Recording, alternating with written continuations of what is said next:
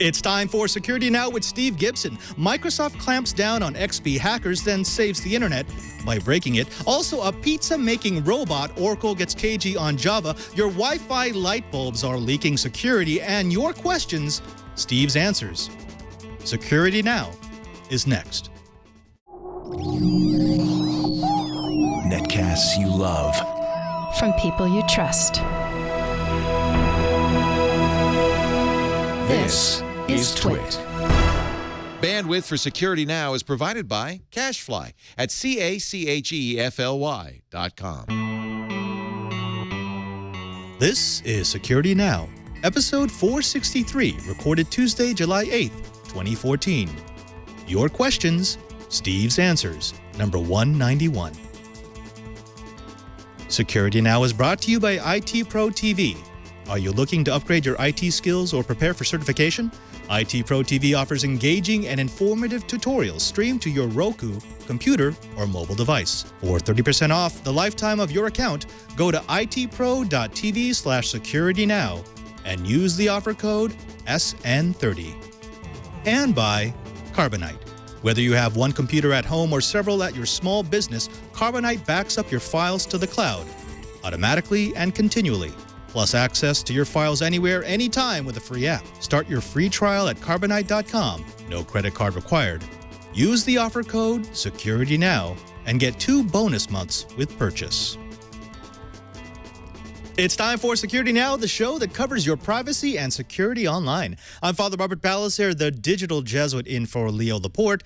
And of course, guiding us through the swampy mess that is electronic privacy is the one, the only, the purveyor of proper packaging, Mr. Steve Gibson. Steve, and so good to see you. I had so much fun last week that when they told me that I could do it one more week, I was beside myself.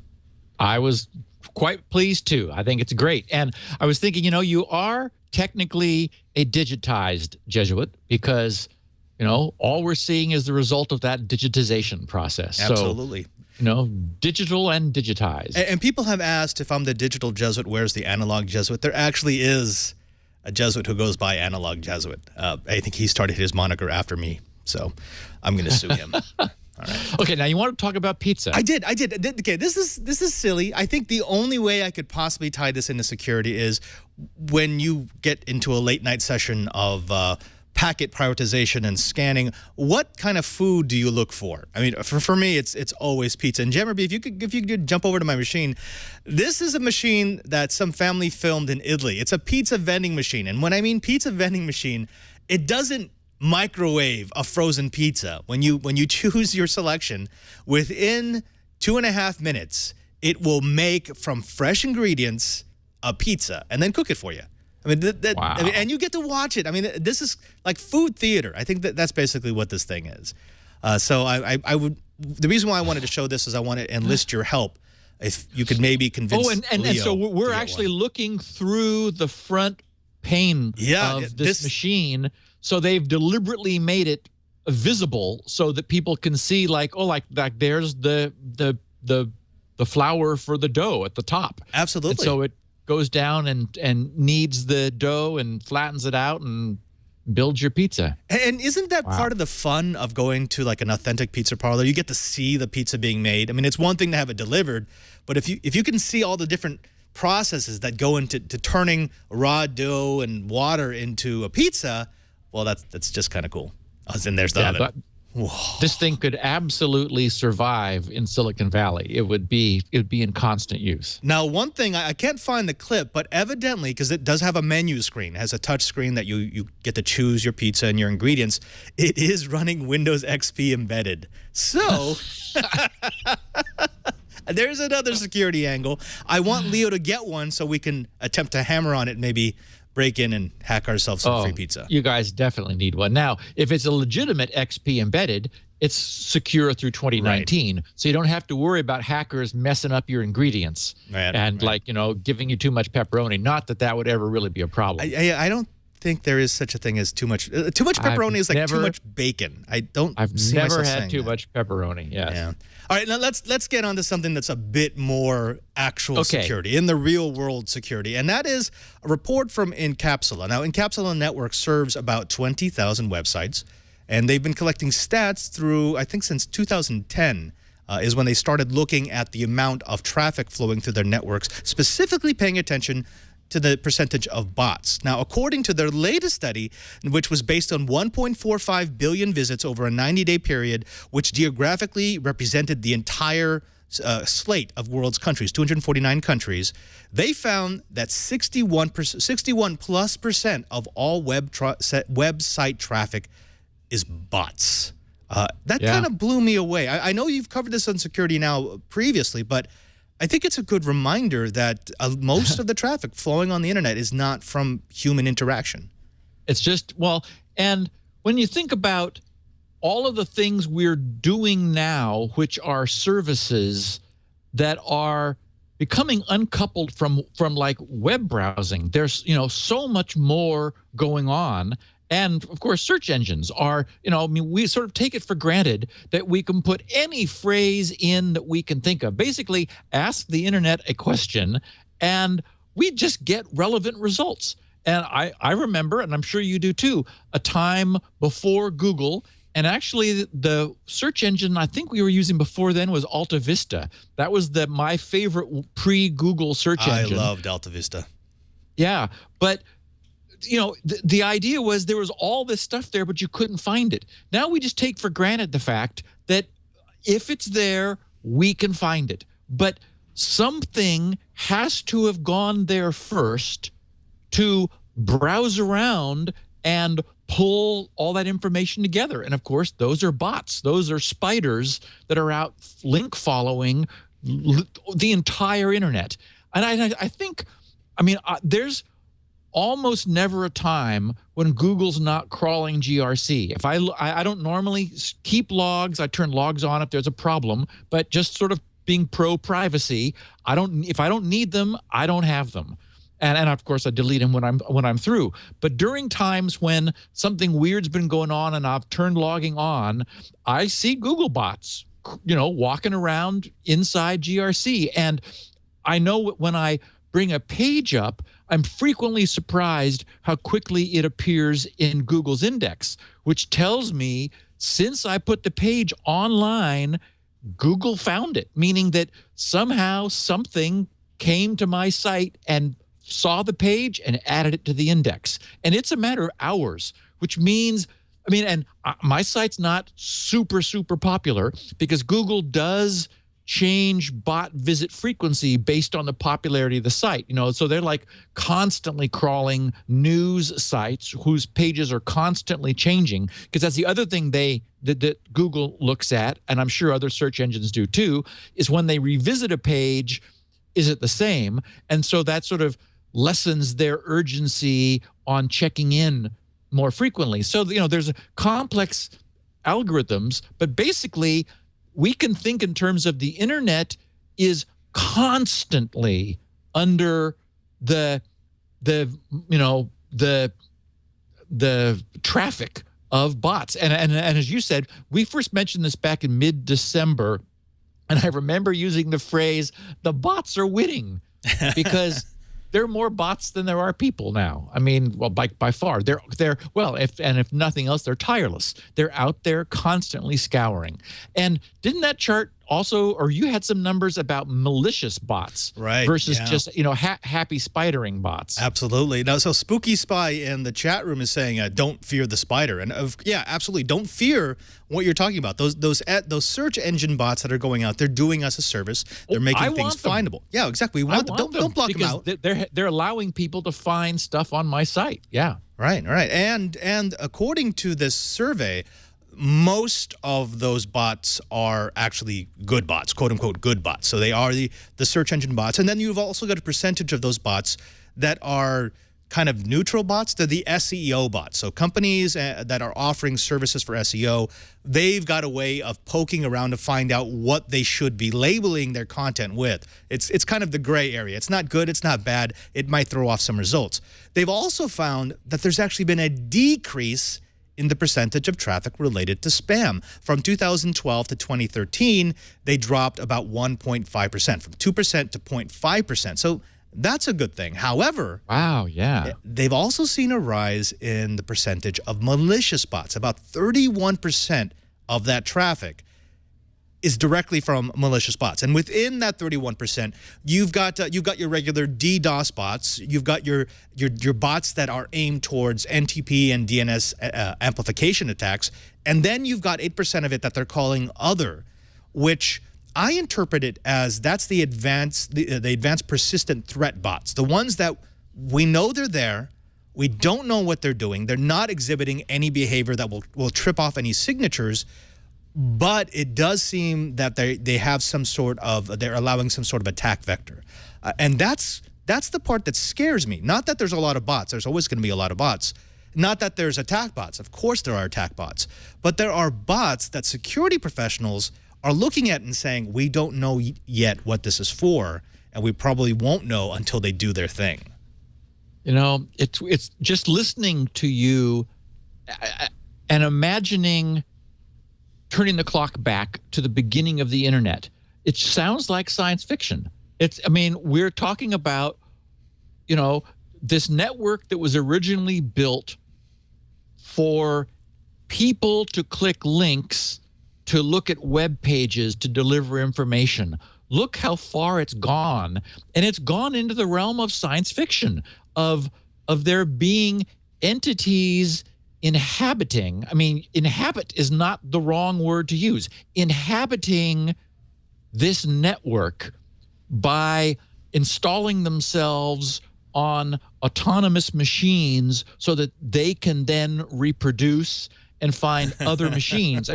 They're inhabiting the internet, and we're sure they're not self-aware yet. As you said, they have purpose, which unless they are captured and dissected, we can't necessarily divine just from looking at their behavior.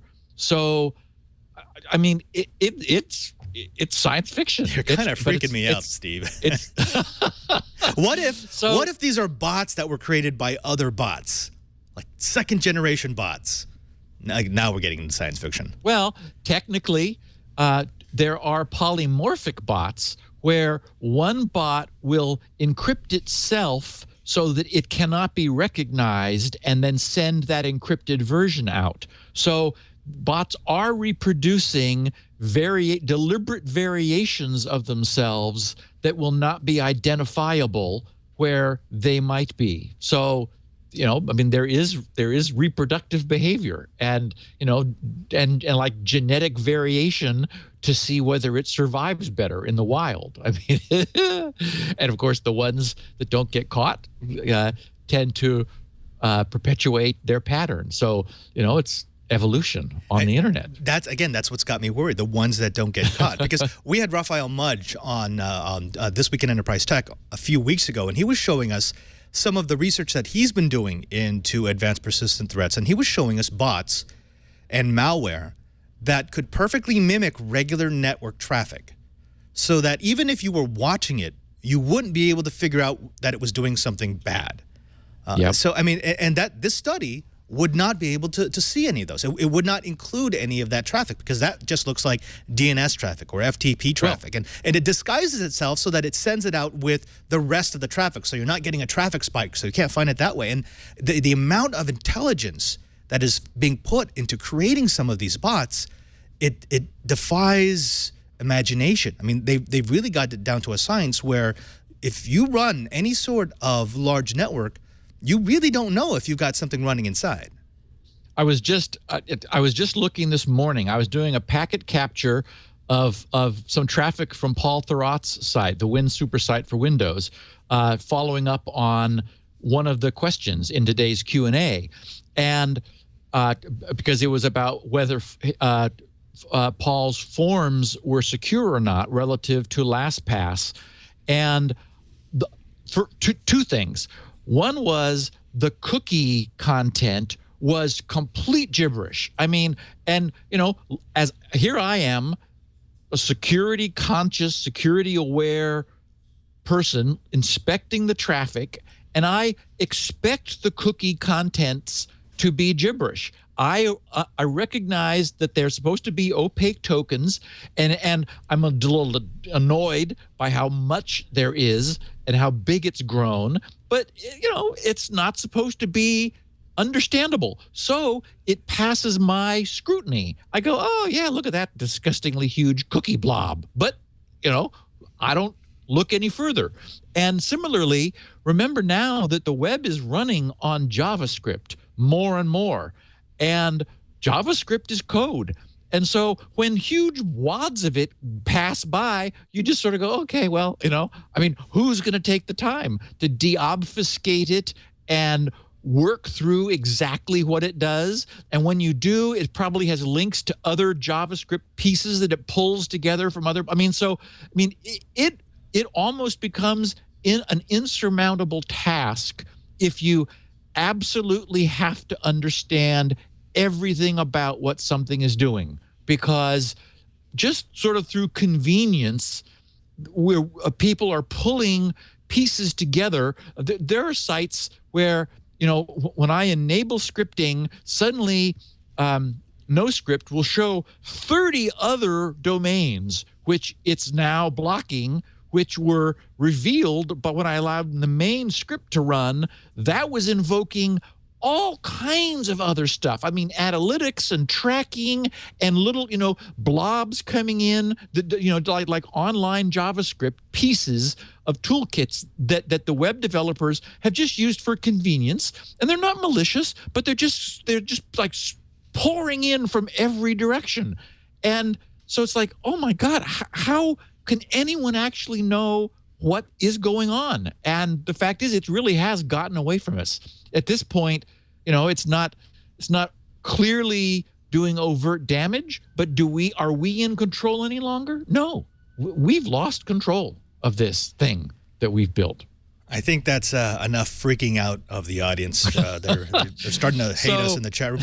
All I could say is, everyone, after this show, go watch The Matrix, the first one, not the next two, and just realize that that's probably next year. So we've got a Patch Tuesday to talk about. Microsoft they also fumbled a web domain takedown. I just didn't get it into our show last week, so I wanted to cover it because it was just an interesting point. Some news about Oracle's maybe ending Java's support under XP, but maybe not.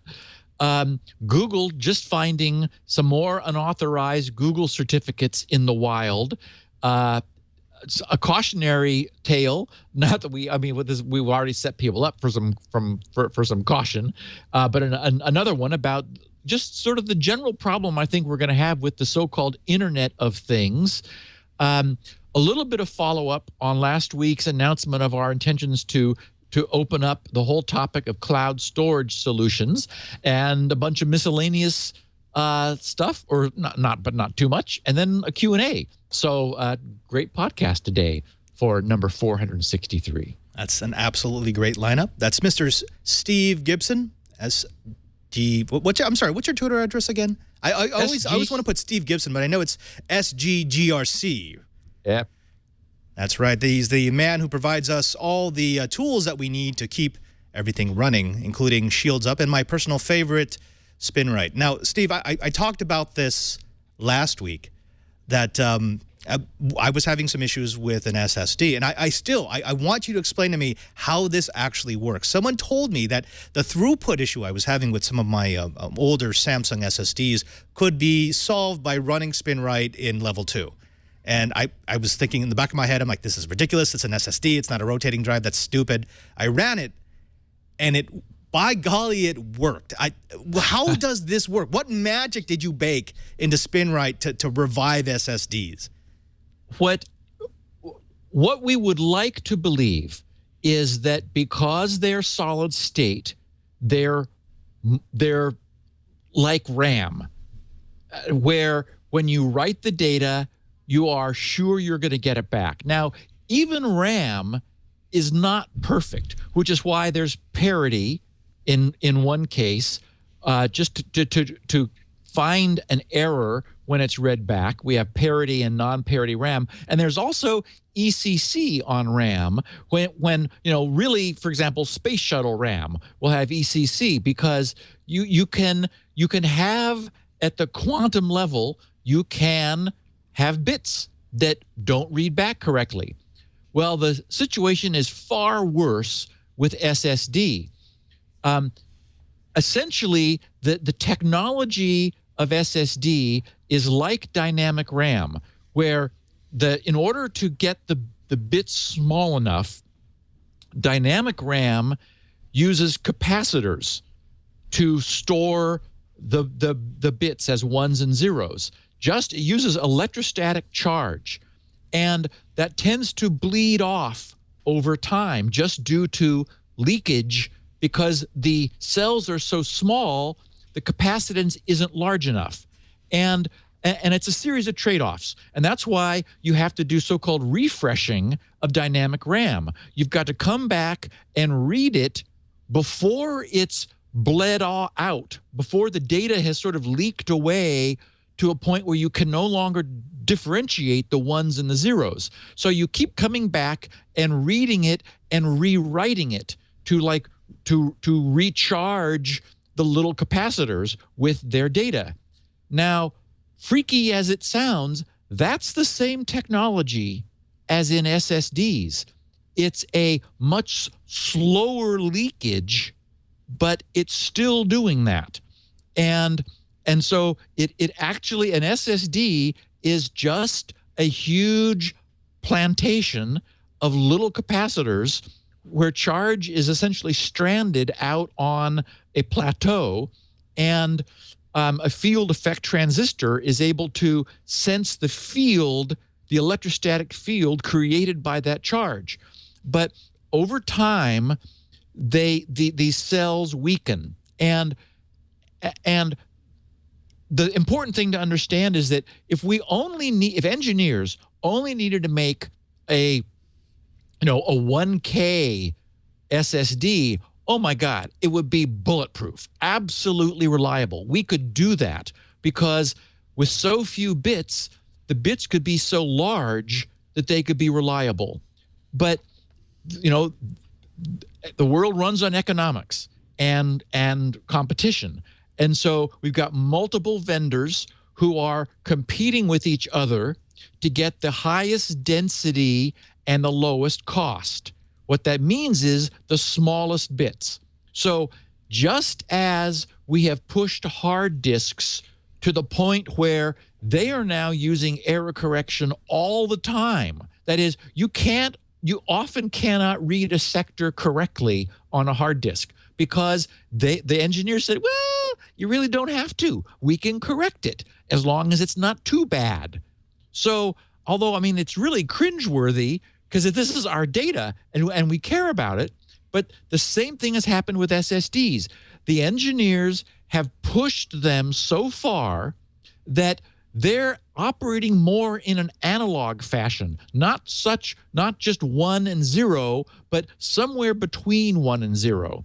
So what SpinRite is able to do is it's able to turn off, by talking to the drive, it turns off some of the sort of, oh, don't worry about this, we'll take care of it stuff, in order to show the drive when it has a problem which you would otherwise ignore.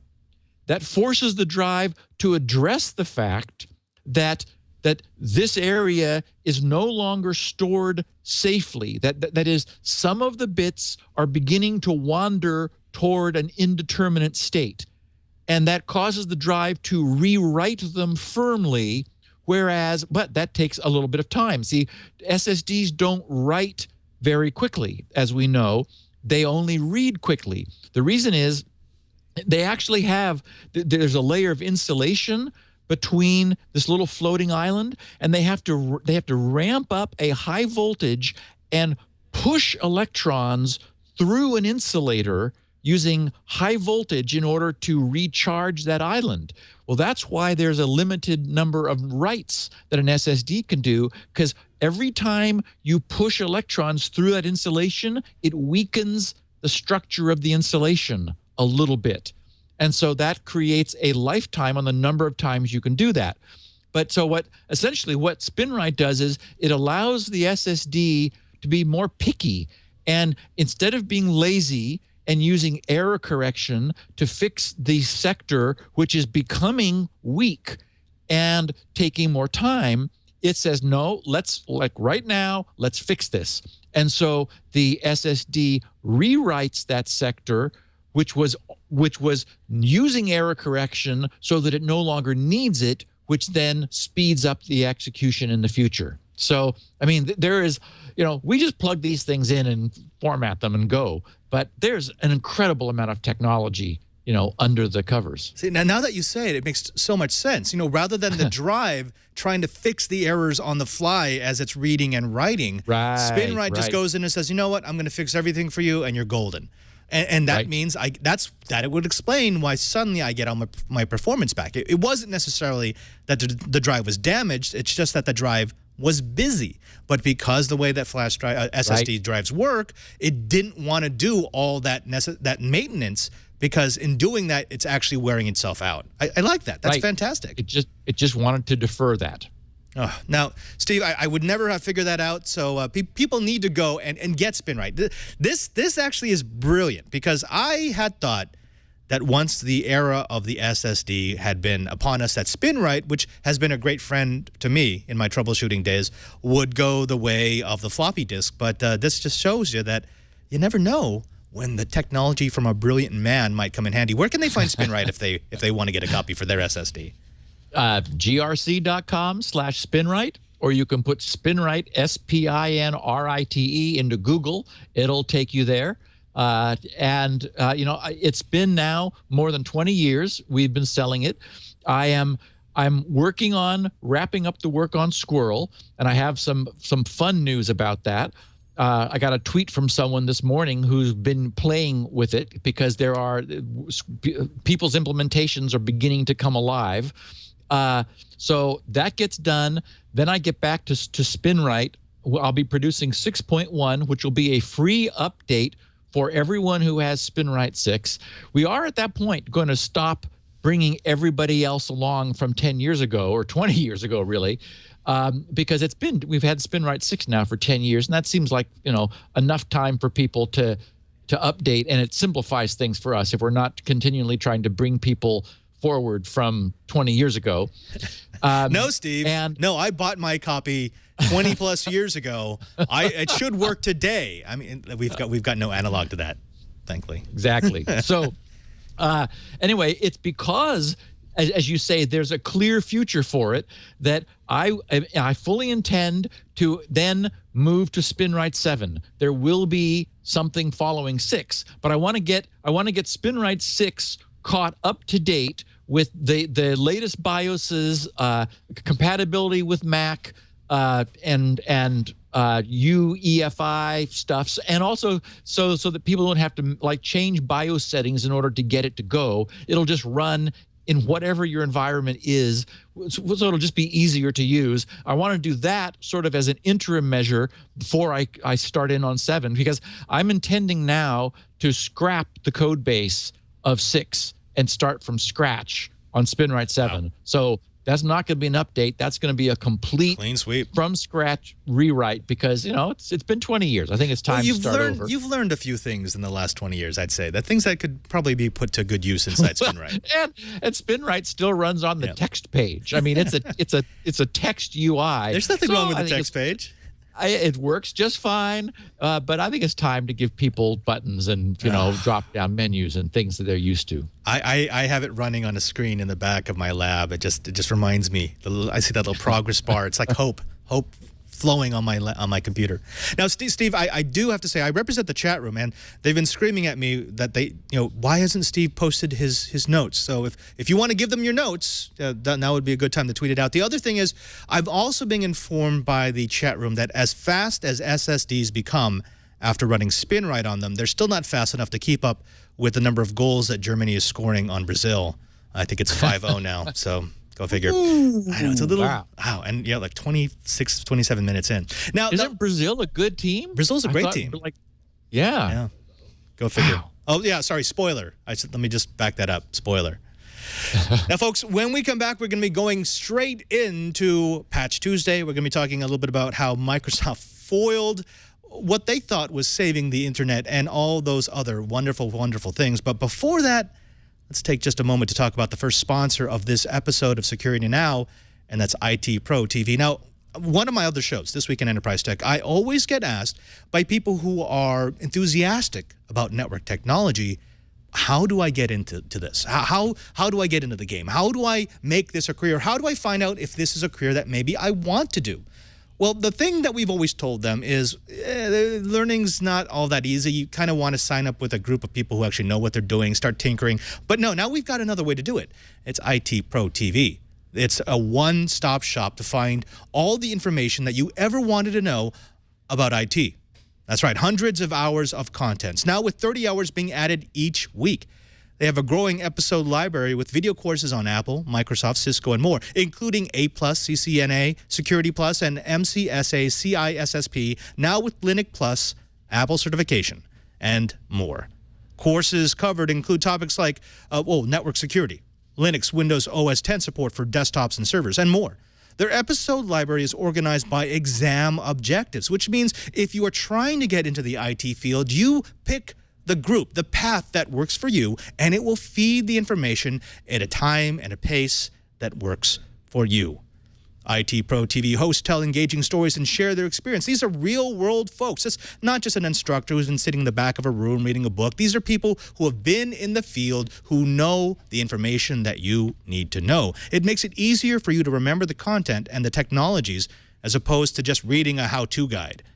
Now, even if you're already studying with a book or enrolled in a certification course, this is a fantastic supplement to learn at your own pace. Shows are streamed live and are available on demand worldwide to your Roku, your computer, or your mobile device. In other words, you get to watch what you need when you need it on the device of your choice. IT Pro TV has one low monthly price to give you access to all membership features with updates daily. And it's comparable to the cost of a study guide, much cheaper than going to IT Bootcamp. They have no hassle, no muss, no fuss, easy cancellation policies, and you get direct interaction with hosts via live chat during the show and web Q&A specific to study topics. In fact, if this approach sounds familiar, it's because they're friends of the Twit TV network. They've been in this brick house before they started advertising with us, and they built their model around what they do, but they focused on IT. They have over 10 years of experience in IT learning, and they were inspired by Leo, so you know that they learn from the best.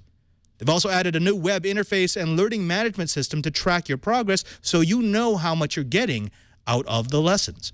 A virtual machine sandbox lab environment for hands-on practice gives you the ability to play with the equipment that you see in the lessons without actually having to go out and buy it. It's really the best of both worlds. The advent and the quickness of online, but the thoroughness of having the hardware.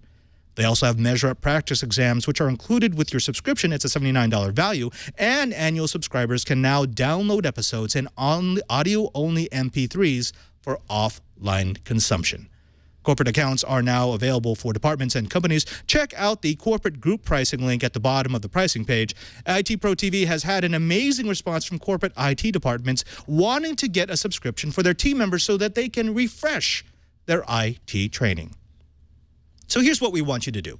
We want you to check out IT Pro TV/Security Now and upgrade your brain with the most popular certifications recognized by employers. There's also a free preview on the site if you want to check out some of their videos or their live stream to see if it's for you.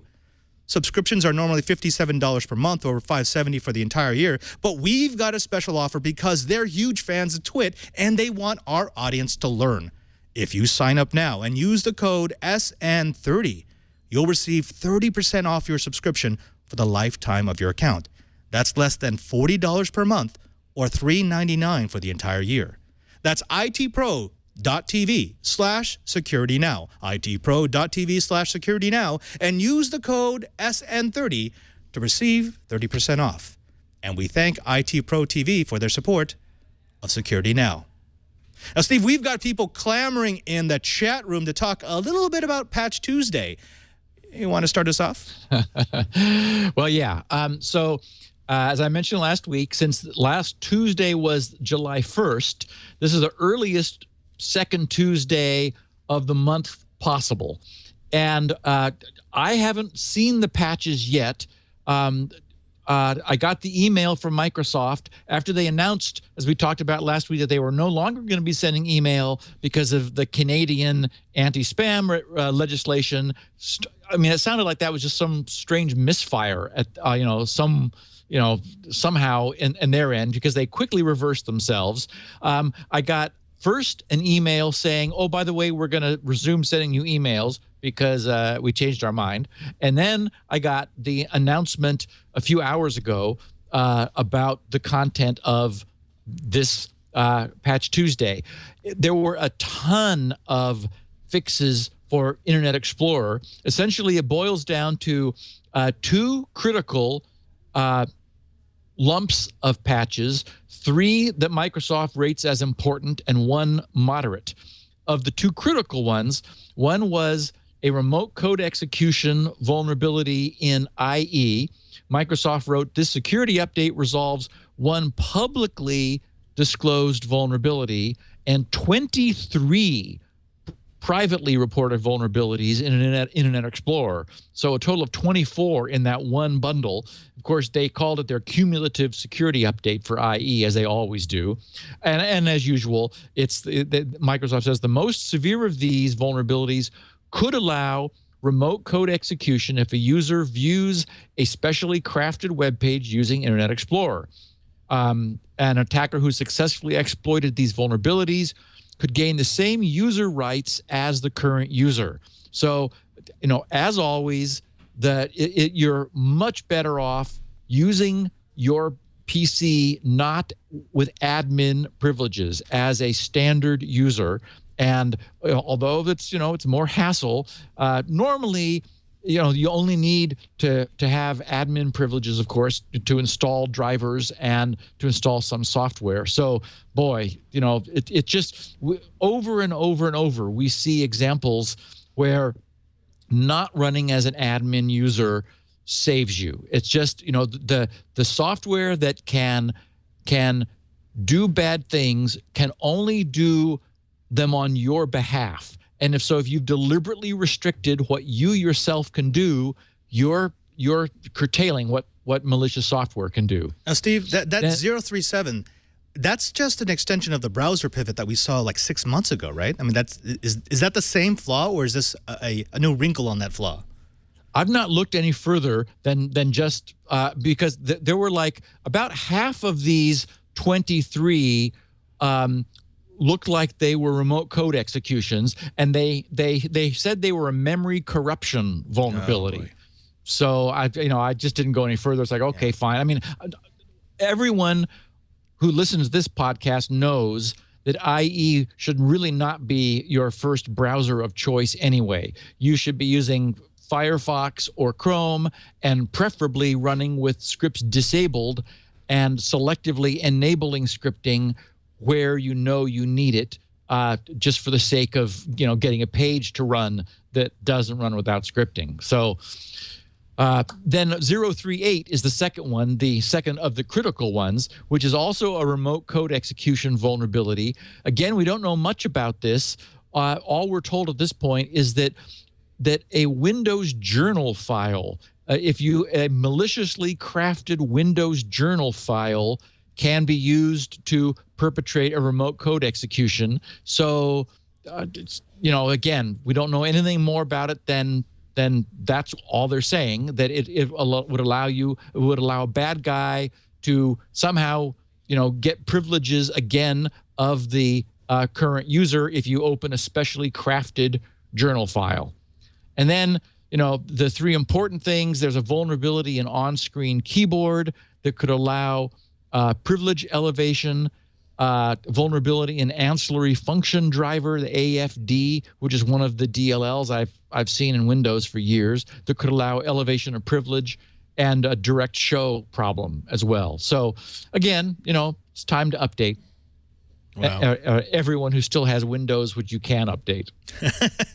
Yeah, if you're in XP, it's time to just cry. Just cry a little bit. Yeah, and I have some. I'll follow up on a question that we're going to cover today about that, because it looks to me like Microsoft has already disabled the little trick that has been used since April. So I did that. I set my one of my XP laptops to report that it was Windows embedded, and it worked. It was amazing. So you're telling me I can't do that anymore? I think that jig is up. I think we've got April, May, and June. We got 3 months worth of extension. It would have been nice if it had been 5 years, but no. So Microsoft did something that caught the attention of the press and the industry, only because it was really needlessly heavy-handed, and it feels to me like there's some uncoordination among Microsoft. We saw this, for example, with this weird email announcement where they were going to stop sending the security announcements, and then within a couple days they said, "Oh, never mind, we're not going to after all." Similarly, they essentially got a court order to take the 22 domains from a dynamic DNS provider without any notice. All of their 4 million website domains went dark. So this also, this I was mentioning we didn't get to talk about last week, so I wanted to. It's noip.com is the site. And so on the beginning of the week of the 4th of July week, Monday, June 30th, they announced, we want to update all of our loyal customers about the service outages that many of you are experiencing today. And frankly, it's all of you. They wrote, "It's not a technical issue. This morning, Microsoft served a federal court order and seized 22 of our most commonly used domains because they claimed that some of the subdomains underneath the primary domains had been abused by creators of malware. We were very surprised by this. We have a long history of proactively working with other companies when cases of alleged malicious activity have been reported to us. Unfortunately, Microsoft never contacted us or asked us to block any subdomains, even though we have an open line of communications with Microsoft's corporate executives. We've been in contact with Microsoft today.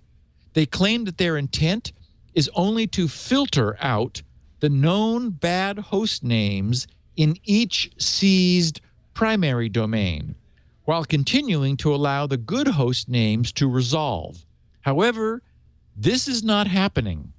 Apparently, the Microsoft infrastructure is not able to handle the billions of queries from our customers. Millions of innocent users are experiencing outages of their services because of Microsoft's attempt to remediate host names associated with a few bad actors. Had Microsoft contacted us, we could and would have taken immediate action. Microsoft now claims that it just wants to get us to clean up our act, but its draconian actions have affected millions of innocent internet users. VitalWorks and NoIP have a very strict abuse policy. Our abuse team is constantly working to keep the NoIP system domains free of spam and malicious activity. We use sophisticated filters and we scan our network daily for signs of malicious activity. Even with such precautions, our free dynamic DNS service does occasionally fall prey to cyber scammers, spammers, and malware distributors. But this heavy-handed action by Microsoft benefits no one. We will do our best to resolve this problem quickly.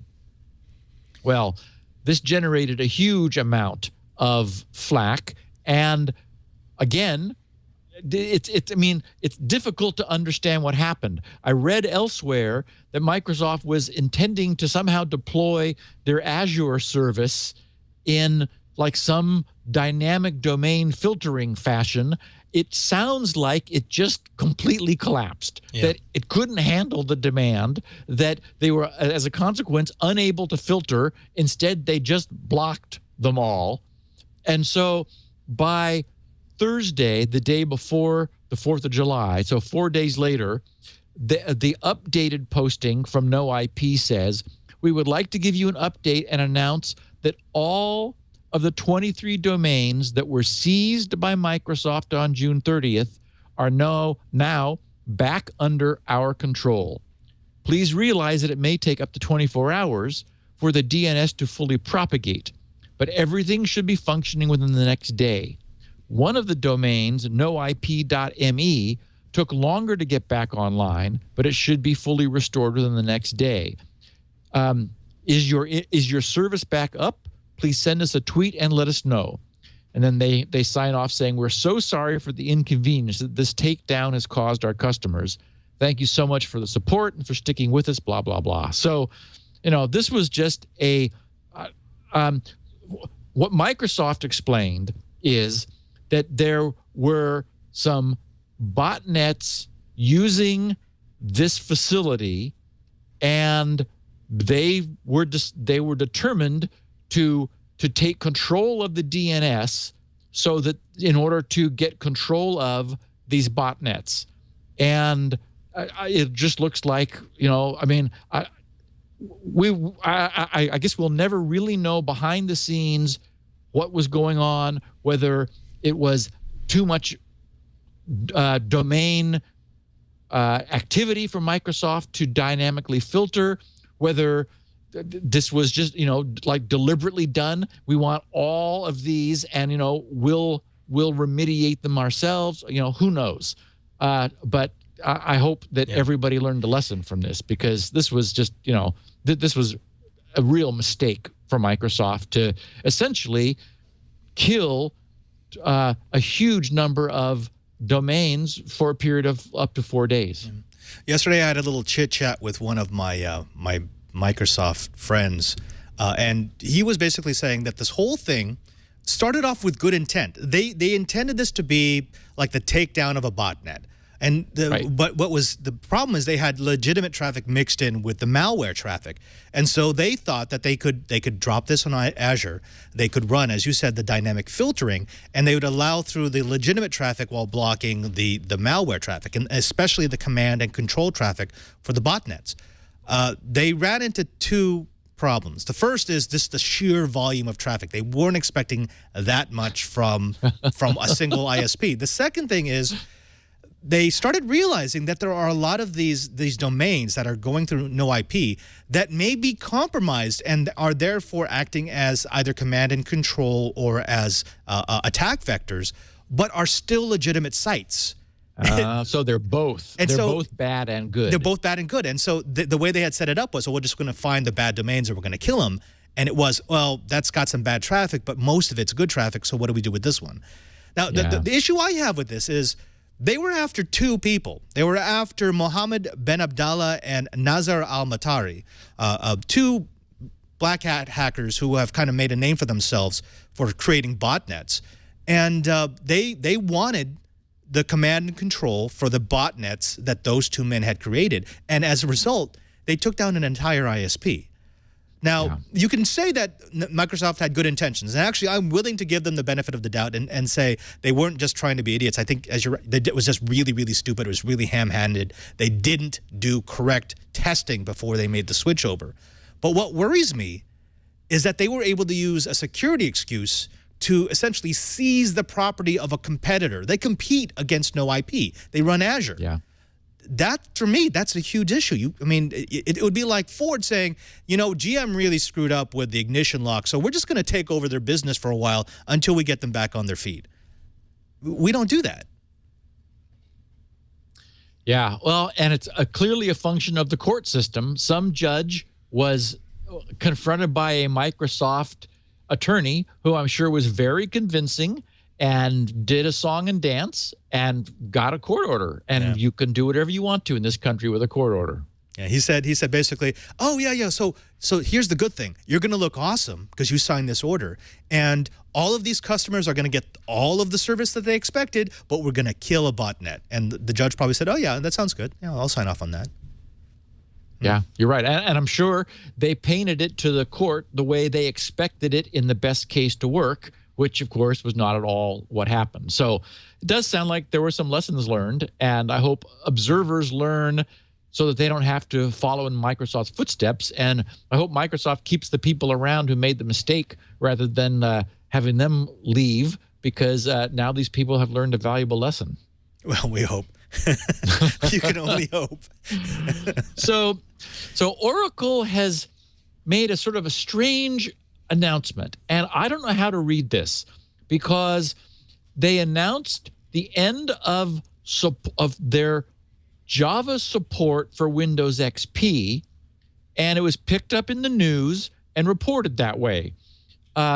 ZDNet reported the regularly scheduled quarterly security updates for Java on the next one, which is set for July 15th, will not include updates for Windows XP, which is now formally unsupported by Oracle.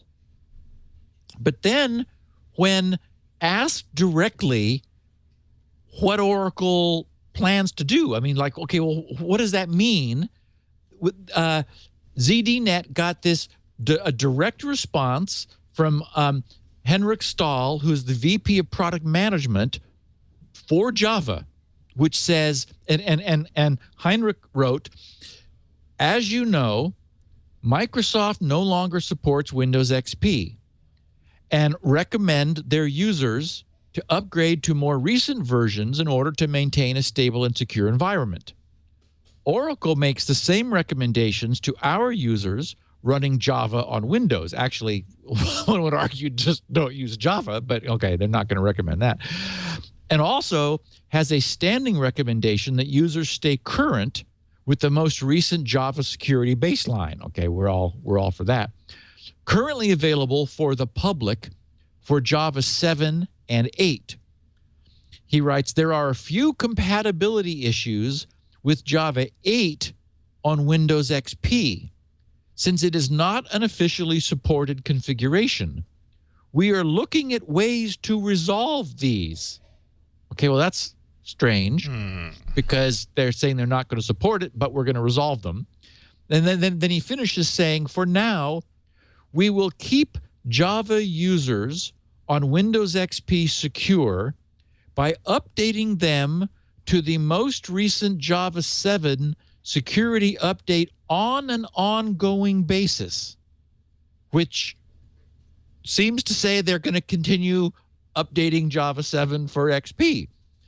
Java 7 users, he writes, on more recent Windows versions can choose between Java 7 and 8, and depending on their choice, will be kept up to date with the most recent Java 7 or 8 security update, respectively. So there he sounds like he's saying 8 won't be supported on XP, but Java 7 will on an ongoing basis.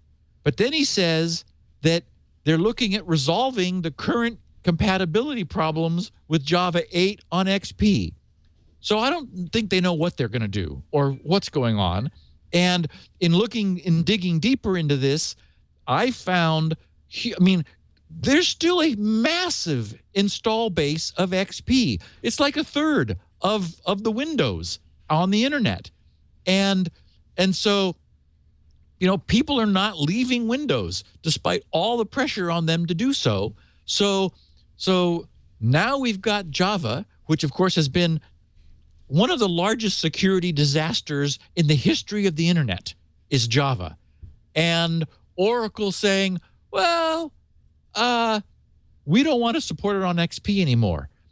The problem is many of these XP users are corporations which are unable to move because of compatibility issues or just unwilling to move, but who also use Java.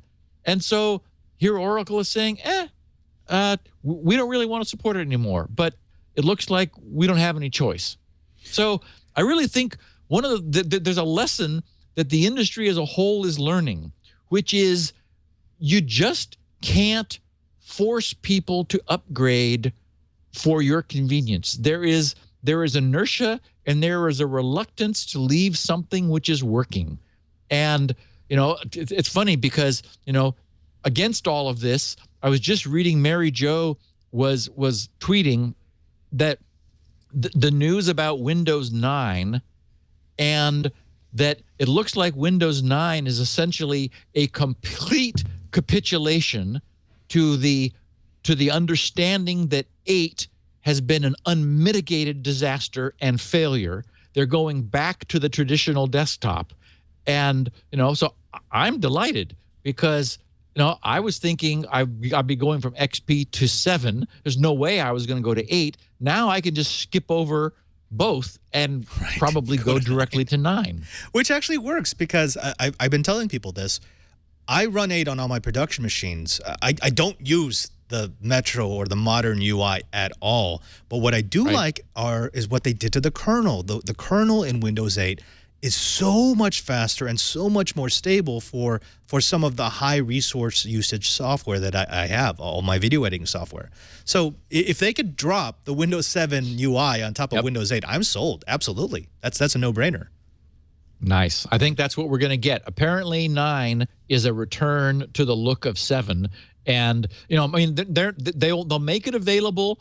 And as I understand it, the way what Mary Jo wrote was that they understood what they tried to force on the desktop was the disaster.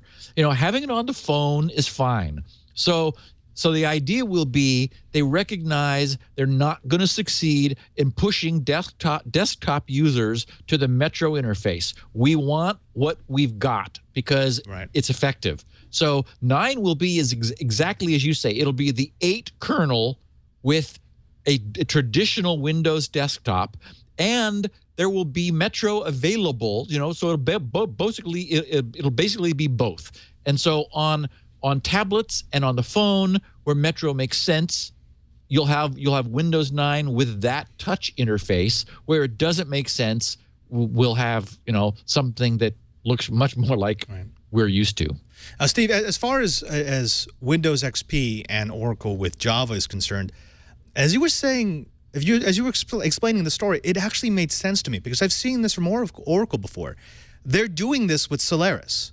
So anything that they got from Sun, from that acquisition, that's free, they don't like it because they can't monetize it really, really well. And Java is definitely one of those things where everybody expects it, but they make no real money off of it unless they're litigating. So if they've got a history of doing this. This is a sort of a soft end of life. They don't want to tell people we're no longer supporting it because they know there's going to be a backlash. But as they did with Solaris and as they're now doing with Java for XP, they're saying you may run into problems. You probably just want to stop using it and go to something else. And I think that's their MO. That's what they do. They don't ever like being the bad guy, even though they look like it. And doesn't that sound exactly like what the TrueCrypt guys did? Yeah, absolutely. It's like, okay, don't use this anymore. We're not doing anything more with it. So you probably want to go to somewhere else. Which is not to say that there's anything wrong with it, but we're not going to fix things in the future. It's the same kind of language. There might be something wrong with it. We don't know. We're not going to invest any more energy into it. Yeah. Maybe Oracle learned from TrueCrypt. So, interesting piece of news that I got a lot of Twitter traffic about, which was a crypto weakness that was discovered in smart LED light bulbs. This was, it launched itself as a Kickstarter project, massively popular. I didn't write down what the numbers were, but I remember reading that, they raised way more than 10 times as much as they were looking for. It was like LIFX, I think is I can't remember even the name of the light bulb. And for me, it really doesn't matter because I don't mean to pound on these guys. The nice thing is they responded very quickly to this. But this is, I think, a really useful cautionary tale about what's happening with the Internet of Things. And it connects back to why I was very glad in Apple's announcement recently that they're getting into the home automation market, because I trust Apple to do this right. Apple will not make stupid mistakes. Even their first release will not have problems like this did. And I'm, there are a couple takeaways from this, but so here's the story. It's a very cool concept. The idea was that these would be LED screw-in light bulbs, and Leo's talked about them where you can change the color, temperature, and so forth. And they would be in a mesh network. So the light bulbs, if you have them many in the same room or scattered around your house, they would be talking to each other. So, for example, light bulbs far away from your router don't have to have a direct connection to your router. They can talk to the next nearest light bulb that'll talk to the next nearest one, to the next nearest one, to the next, essentially forming a chain in order to all be connected together. But and again, they talked about how easy this is to set up. Anytime something is really easy to set up, you have to ask yourself, okay, how is it working? How is it that I can screw in new light bulbs and they're just on the Wi-Fi network? How did that magic happen? I can tell you. Because if it's too easy, then you've got to wonder about the security. So what the engineers did was, or some hackers took some of these apart, and they found the standard debugging pins, the so-called JTAG pins, which allows access to the memory. They found the pins on the processors in the smart light bulbs, dumped out the memory, reverse engineered the microcode, and found a static AES key. Now, I'm sure in the we've got military grade security nonsense that was part of this. They were saying, AES 256-bit encryption, military grade. We see this all the time in systems that are not secure. The problem was they burned the fixed static AES key into the firmware, the same one in every light bulb. So the instant the engineers, the hackers, saw this, they were able to decrypt the traffic moving between the light bulbs, and that exposed the user's Wi-Fi password. So the Wi-Fi password was encrypted beautifully, but using a fixed known key. Now, the danger is a bad guy knowing this could stand outside your house and easily participate in the mesh. And with any, the moment there's traffic between the light bulbs, decrypt it and the user's Wi-Fi password will be there. So this was the problem. To this company's credit, they immediately strengthened their security so that it wasn't this bad. But this is the problem. I guess, as I was reading this, I was thinking, one of the things here is that, as far as I know, there isn't like an RFC establishing a secure protocol for this kind of application. We've got all these secure protocols for doing all the kinds of common things we want. Well, this is still uncommon. And what we need is is security people to establish a protocol for how to do this securely. And then other companies can simply adopt that protocol. And as we do, as all the companies do who are on the internet now, they're using well-established, very secure, pounded on bulletproof protocols. But we don't have anything like that for the Internet of Things. And so companies like this are just making stuff up. They're saying, well, we're going to solve the problem because there is no RFC yet for it. Well, we need one. And this is just an example of security through obscurity. They figured, well, yeah, okay, we're using a static key, but we're going to bake it into a chip that no one will have access to. They won't be able to read it, and it will be fine. And any security expert worth his salt would have sat next to them and said, you can't ever assume that anything you bake into an IC is going to stay hidden. You know that, right? Right. And this is easier to hack than, remember WEP, like WEP64, WEP 128. All you would have to do is send enough packets where you could decipher what the key was. This is even simpler. Once you decipher what any of the key is, once you figure out what that static is, any packet, you could figure out what the key is because you've got the cipher key. Yep. Whoa. Oh, I think we should design all our security like that. Yeah, well, and notice that this was easy for them to do. AES, you can get off-the-shelf code for that cipher. So this was trivial for them to do. All they had to do, solving this securely would be tough when you have access to the microcode in the chip. Because I was going to say, if you did an ephemeral Diffie-Hellman exchange, so you're dynamically establishing a key. The problem is if you're able to spoof being a light bulb, then and a new light bulb entering the mesh is going to receive the Wi-Fi network's password, then I don't see how you convincingly protect this. So I mentioned some takeaways. The takeaways are,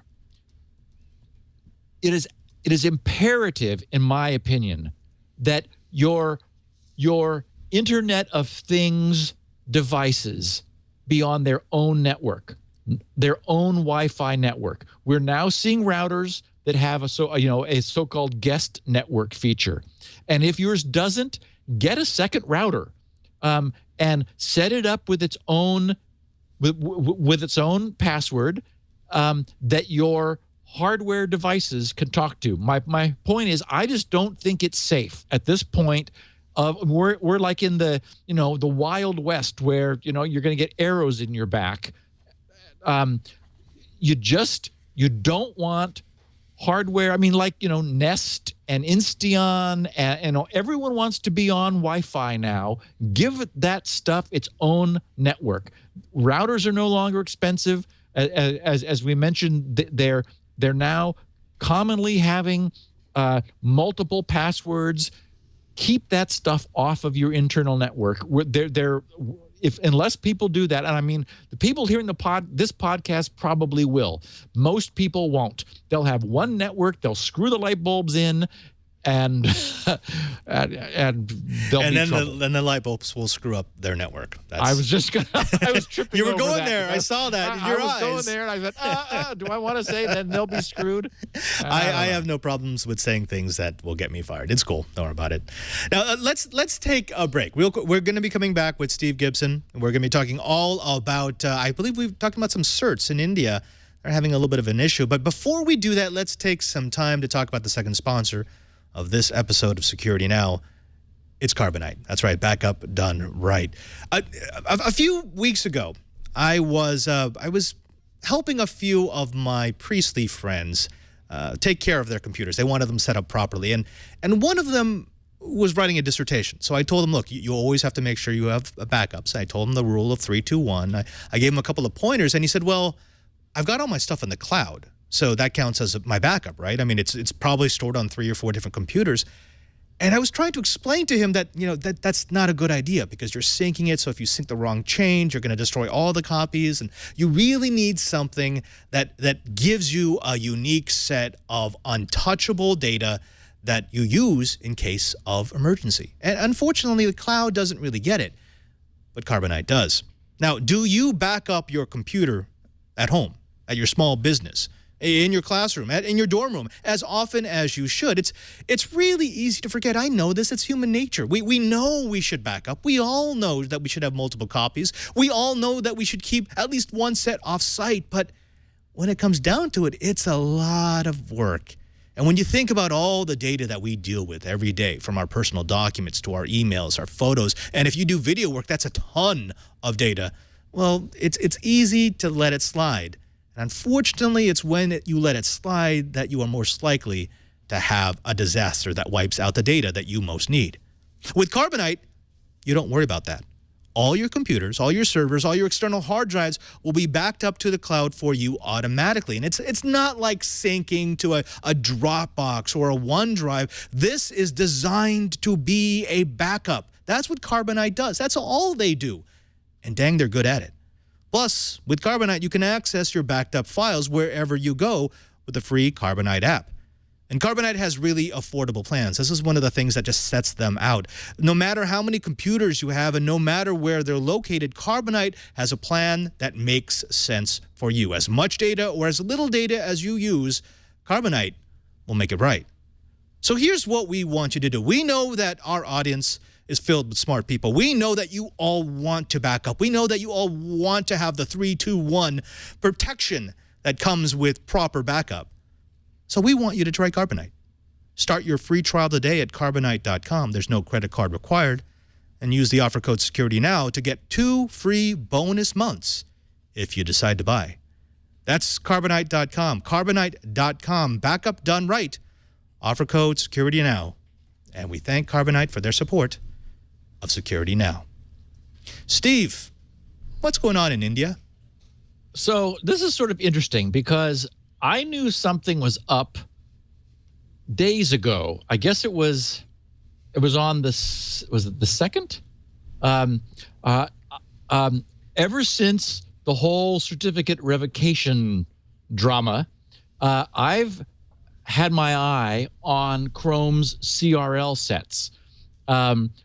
The certificate that was being used for revoked.grc.com was manually added to the header of Chrome's CRL set in order to block that certificate, which of course is cheating.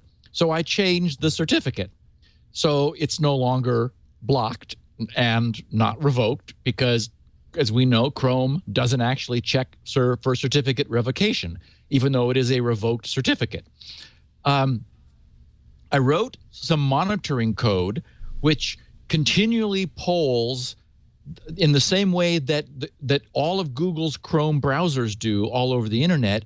It polls the master server for CRL sets and notifies me the instant that changes. And it was a few days ago. I was in the process of getting ready to run out for my semi-annual dental cleaning, and my monitor announced a change to the header, meaning that something had just been changed in these manually added certificates. And because I was running out the door, I didn't have time to check to see whether this was essentially the hash of my current certificate, meaning that they were now blocking the new one, which they haven't bothered to do for months.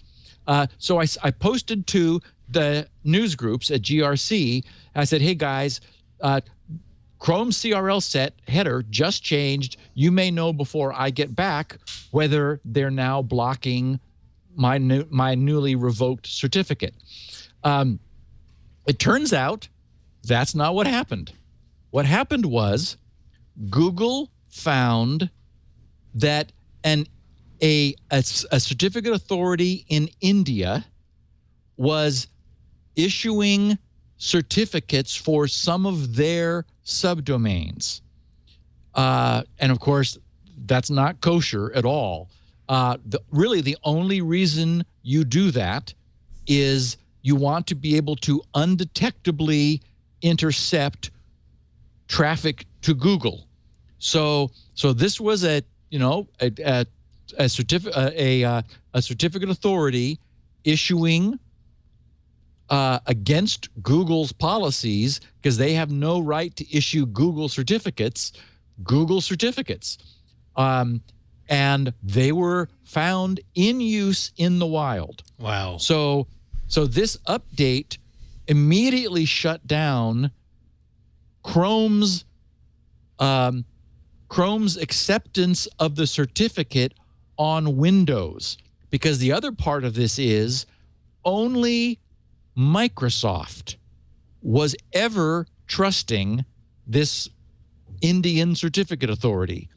It wasn't in the security suite which Firefox uses, Mozilla. It wasn't in the Mozilla security stack, nor in Android, nor in Apple. So it was only Microsoft that had this Indian CA in their root store, and so it was only so this CRL set update would only block Chrome from accepting the certificate on Windows, because Windows wouldn't know not to, and this gave Chrome the ability not to, independent of Windows, which is exactly the way it was working, for example, with my revoked.grc.com domain. And of course, Google notified Microsoft, notified the Indian CA that I guess it was an intermediate that they had issued was being used to mint the certificates rather than theirs directly. So they gave an intermediate certificate to somebody who was using it irresponsibly to mint Google subdomain certs. So a little bit of drama. Wait, is a certificate issuer actually allowed to do that? Can you grant that power to an intermediary? Yeah. I thought that was against the terms.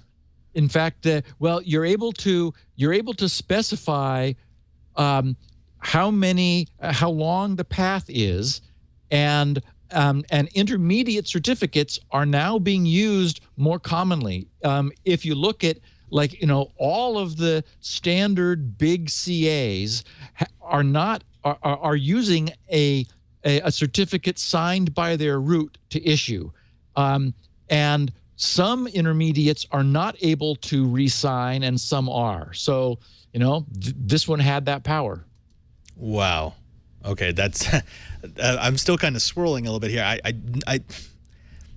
The only reason why they would do that, I mean, they must have known that they were issuing certificates that were going to be used as victors for man-in-the-middle attacks, right? I mean, that's the only reason why you would issue certificates that don't belong to you.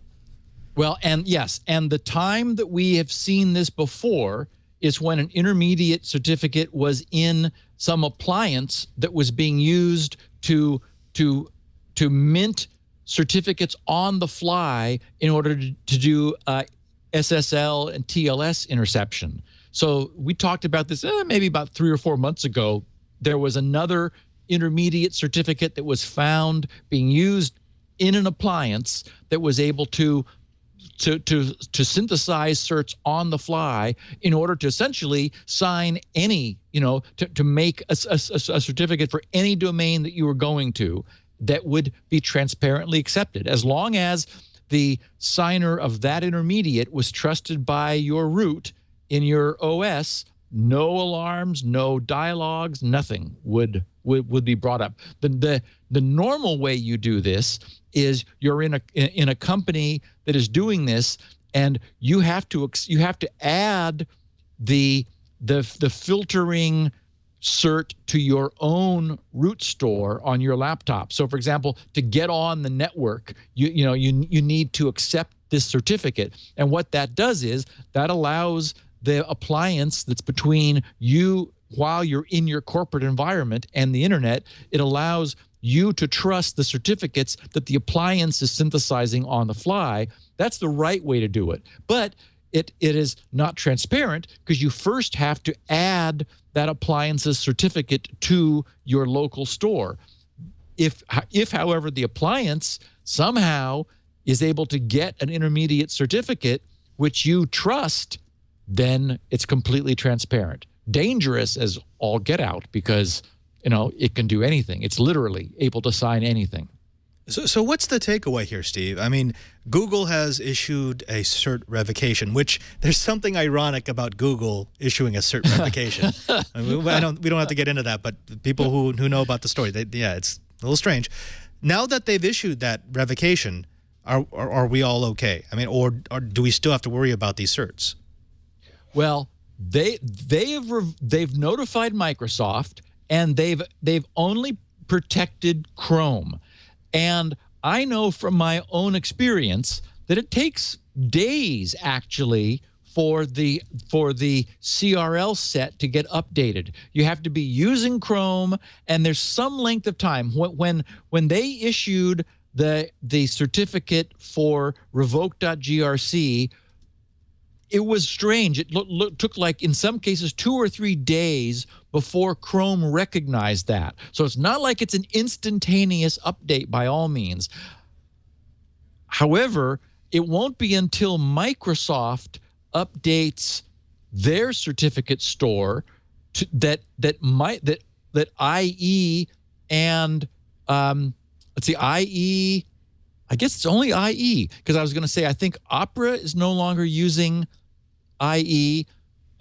Chrome is, but they've got their CRL set, and Mozilla with Firefox is bringing their own store along, and they never trusted that Indian CA. So I think it's actually only IE on Windows is now vulnerable until Microsoft responds. And I imagine this is probably too soon to have been part of this patch Tuesday. In fact, I looked at all those patches. There was nothing about an update or blocking of this. So we may see something coming out in the next couple of days for Windows, an emergency patch to remove this from the trust store of Windows. And in the meantime, if you do use Google, just make sure you're not ever using IE, although I think our listeners know that already. Right. And I would say, again, don't use IE at all. I was trying to be more diplomatic than that, Steve. That ought to be your browser of last resort.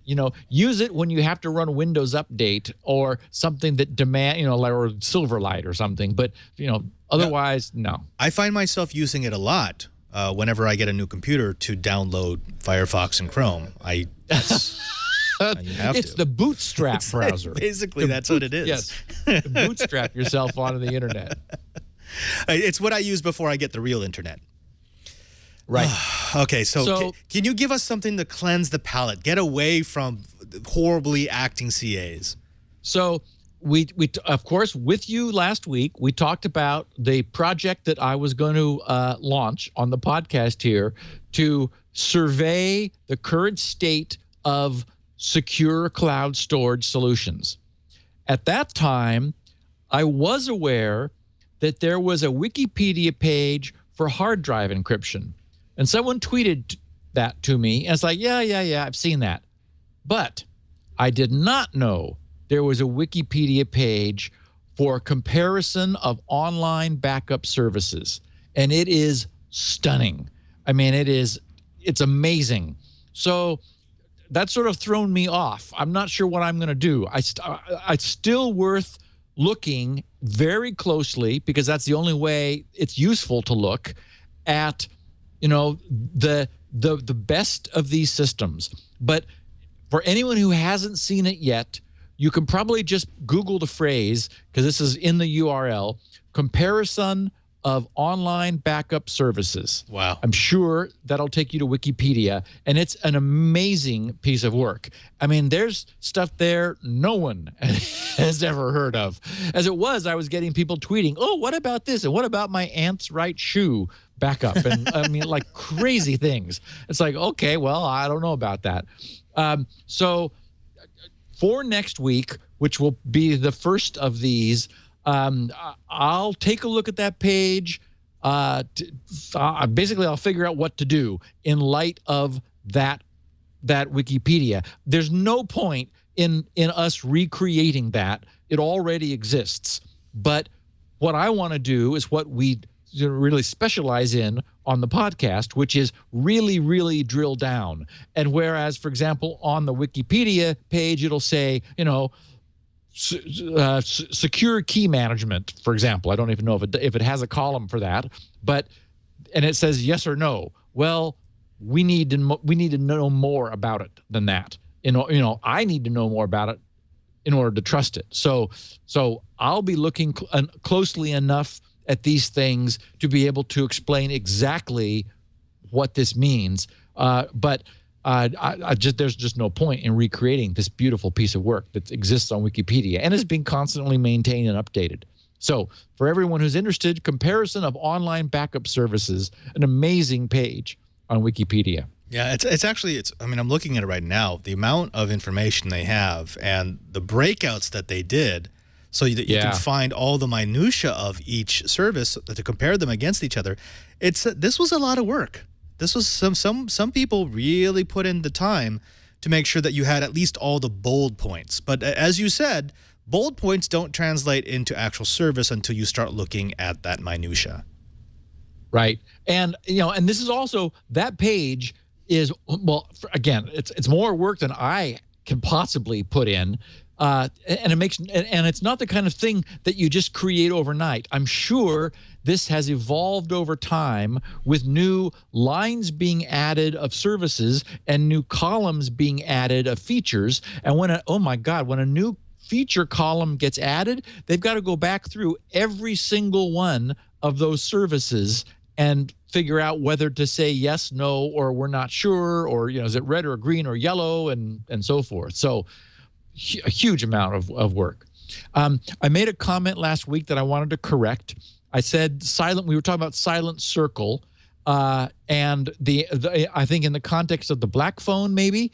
Yes. And I thought that was Moxie Marlinspike. I misspoke. That it's Phil Zimmerman who is the guy behind Silent Circle. So thanks for whoever tweeted the update. And I wanted to just mention a new, maybe good sci-fi-ish series premiering tomorrow on Wednesday on CBS.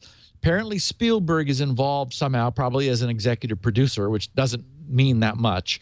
But this is the one that stars Halle Berry, called Extant, EXTANT, and there's sort of a creepy morphing of extant into extinct that happens.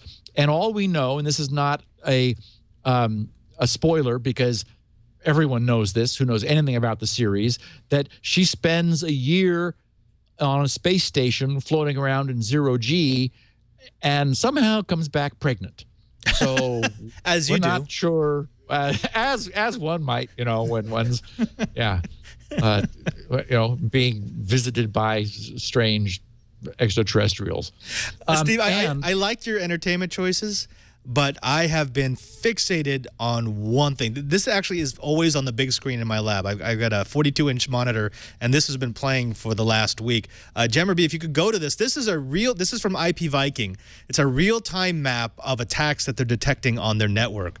And I could stare at this forever. It is just fascinating because it gives you everything from where the attack's coming from. It's got like little phaser beams moving. It's like an animated attack map, and it tells you at the bottom what are the IP addresses that are attacking, what are they attacking. It'll tell you the services, the ports that are being attacked, and my favorite, I've been using this as sort of like my World Cup of cyber attacks. It will tell you the ranking of attack origins and attack targets, and strangely enough, the United States it's typically at the top of both charts at all times. It is. Okay, how do our listeners find this? This is at ipviking.com. We'll make sure that the link ends up in the show notes. Seriously, I watch this. This is my entertainment. I just sit there with a bag of popcorn. It looks like a map of global thermonuclear war, like from... This is War Games. Like from War Games. Look, oh my God, look at that right now. Yep. Some huge thing. I think we just lost California. Do you want to play a game?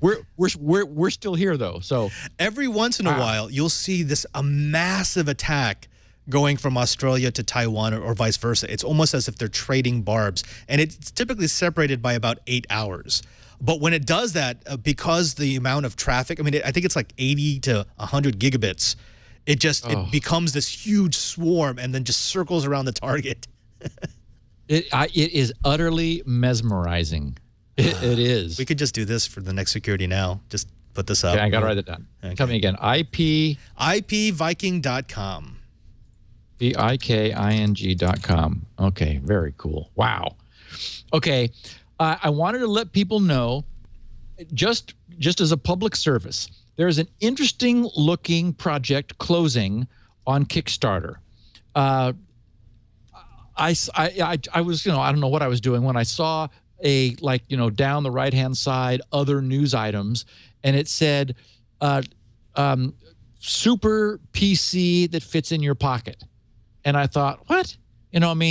Once upon a time, there were like little tiny PCs, and of course I have one like the OQO, was a neat little pocket size with a screen and a keyboard. But of course, tablets have taken that over. So it piqued my curiosity. How can you have a PC, like a powerful PC now in your pocket? What would that be? Turns out what this is an interesting Kickstarter project, which is very close to making I think it's looking for $100,000 in order to kick it over. It was at 98 something when I looked an hour ago. 67 hours to go. So just a couple days, a little more than 2 days. Probably time for people to hear this. I just wanted to let people know in case it was the kind of thing that they would be interested in. The idea is it's a 100% solid state module that you carry between docks. So the dock has the power supply, the fan, all your I/O interconnect, plugged into your keyboard and screen and so forth. And what you hold is sort of like a deck of cards shaped thing.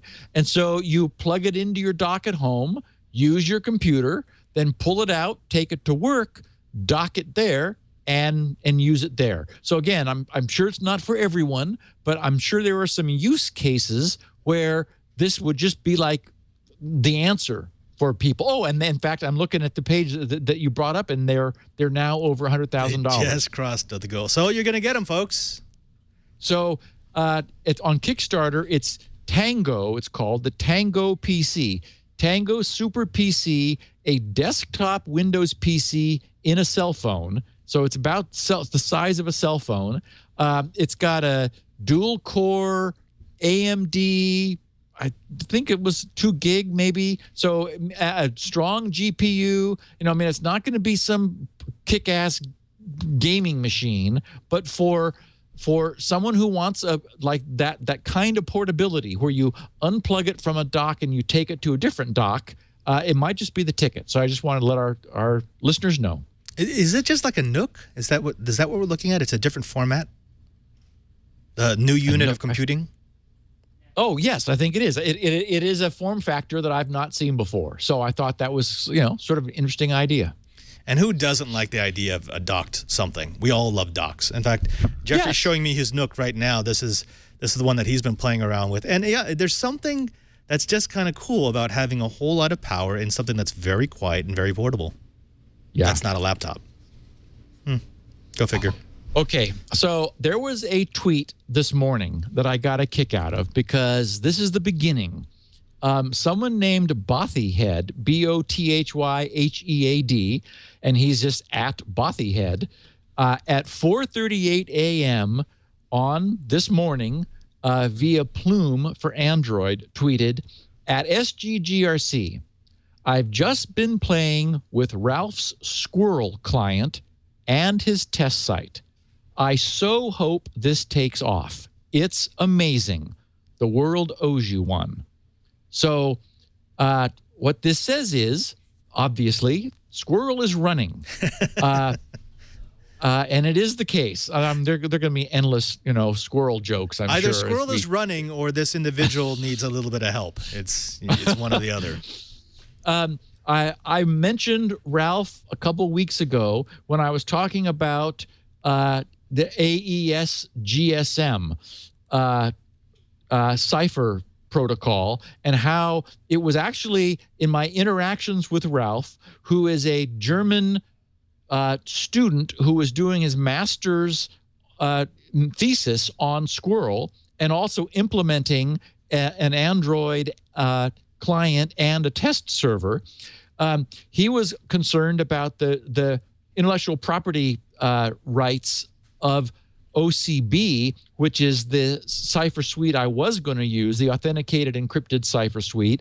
And we raised some good points. I changed the spec and spent a week writing in Portable C an implementation of AES GCM so that all Squirrel implementations would be able to have one that was free, public domain, and completely unrestricted, since I wasn't able to find one otherwise on the internet. He's got his client up and running. A whole bunch of people over in the GRC news group, the Squirrel news group, have it up and running and have been sending him feedback and like with what version of Android and what platform and what tablet and so forth. So it's beginning to happen. It's all I've been working on. I'm working on the reference Windows client and working as hard as I can to get to the protocol portion because I just want to ratify the protocol, which is at this point still, pro forma until I have a chance to nail it down. But it is the case that the Squirrel system works and it's working. So just a nice little bit of good news. So for all the people who have been pounding and hounding Steve Gibson on whether Squirrel will be up and running, hey, go play. Yeah, I'm still not done with mine, but I'm getting close. I'm working on. I've got all of the file system stuff. All the UI is in place, and I'm moving forward as quickly as I can. What's been the most difficult part about that entire project? It's really the UI. It's for example, mine's Windows hosted, and I want to make it so simple to use that anyone can use it. So you run the client and it says, I didn't find any Squirrel identities on this system. Well, that means that it has to know where to look. Well, I decided by default they would be under the My Documents folder in a Squirrel SQRL subdirectory because that's a good per user place for them to be. And in a corporate setting where people are roaming, their folder tends to find them, of their documents. So that means their identity would find them. But then some people want to be able to use Squirrel in a portable mode where they would have it on a USB stick, which they would bring to someone's computer. That means their Squirrel identity needs to be there with the client, with the Squirrel client. And then some people said, yeah, but there ought to be some way to override that so that for specific corporate environments, we could specify where the identity is going to be. So I said, okay, then we'll use the current working directory also. So now there's 3 places my Squirrel client needs to look for identities. It needs to look at a Squirrel subdirectory in whatever is the current My Documents folder. It needs to look in the client's own execution directory and in the current working directory, which, by the way, you're able to use shortcuts in order to easily through a UI set that to be anything you want. So you can it'll be in any of those 3 places. So that's good. Except what if there's a name collision? Because now you've got different directories, and you could have people who've named their identities the same. So I have to handle that. I've got to, it's like all of the plumbing of this. Just, the cryptography is relatively simple. It's all of the UI and dealing with users. And like when someone says, I want to create a new identity. Well, okay, wait a minute. Do you understand that the whole point of this is you don't need an identity per site. You just need one identity. And Squirrel creates anonymous identities for you per website. So there's also this making sure someone who don't know RTFM, so somebody who isn't up to speed, who's like the family guru said, oh, go use Squirrel. I need to make sure they sort of get a tutorial automatically. So it's all of that. I mean, that's where the time has gone or is going at the moment. Although I'm nearing the end of that because I've solved all these problems. Fantastic.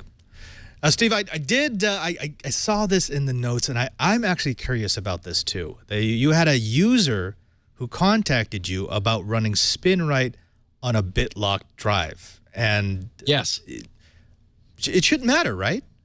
It absolutely does not matter. I just wanted to make sure people knew that. Kevin Markin, I ran across this in the mailbag this morning when I was pulling our Q&A questions together. He says, "Hi, Steve. I listen to Security Now every week.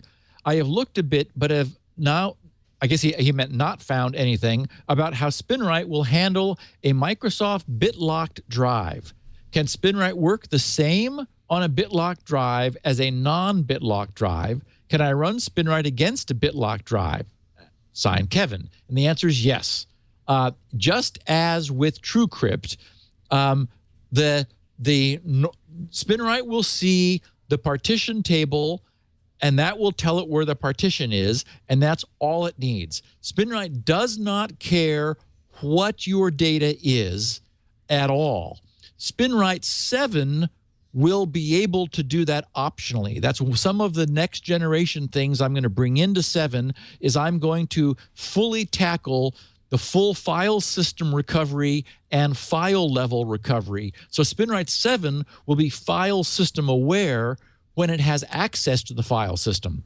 But we've talked many times about, for example, SpinRite recovering TiVo drives, where TiVo is Linux on a Power PC where the byte order is swapped, and believe me, it has no idea what's on the drive, but it recovers it anyway. So similarly, SpinRite can recover BitLocked and TrueCrypt or any other hard drive encrypted drive because it doesn't care what's there. It just makes the drive readable again. Yeah, it's so low level that it's not looking for data. It's just looking for sectors. It's looking for what's actually on the disk. Exactly. Steve, I am afraid that I sidetracked you so much that this Q&A episode has very little Q, probably not a whole lot of A. Shall we jump at least a little bit into this? Yeah, I would say, I'm looking at the clock. Why don't we have like 12 minutes before 3? But that'll still give us a good and really great podcast. And any questions we don't get to, we'll cover either next week or the week after. We'll get to it eventually. Yeah. All right, lead us off. Okay, so Shane Elliott tweeted on Twitter. He said, at SGGRC, "Hi, Steve. Big fan of Security Now. Was wondering if you know a reliable shared hosting provider good for developers. I'm using Media Temple now, but I like to shop the competition every few years in tech to find possible alternatives. Thanks." And actually, I'm glad I had you here, Padre, because I thought, I'll bet that my traditional go-to hosting provider has always been DreamHost, who has been, like, in the old days, was really good. I thought something happened to them. Maybe it was that they got acquired by somebody else. I don't remember what happened. But who do you like for, tech level, developer-friendly website hosting providers? The one that I've been using over the last couple of years, and it gets a lot of bad press for some early problems that they had with developers, but it's 1&1.